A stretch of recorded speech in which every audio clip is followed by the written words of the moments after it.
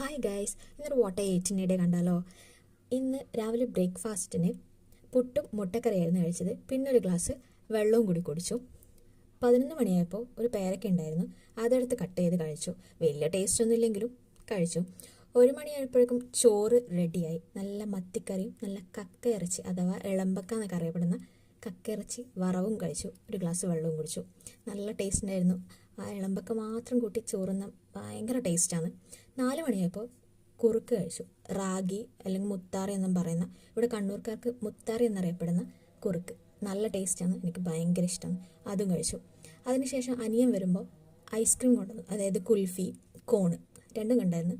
ഞാൻ കോണാണ് first choose ചെയ്തത്. ചോക്ലേറ്റ് ആയിരുന്നു, നല്ല ടേസ്റ്റ് ഉണ്ടായിരുന്നു, എനിക്ക് ഇഷ്ടപ്പെട്ടു. പിന്നെ രാത്രി ഉച്ചക്കത്തെ അതേ കറി തന്നെയായിരുന്നു, മത്തിക്കറിയും കക്കവറവും. പിന്നെ കൂടാതെ ബുൾസയും കൂടി ഉണ്ടായിരുന്നു. അതുകൊണ്ട് നല്ല അടിപൊളിയായി ലാവിഷായി ഫുഡ് കഴിച്ചു. Good night.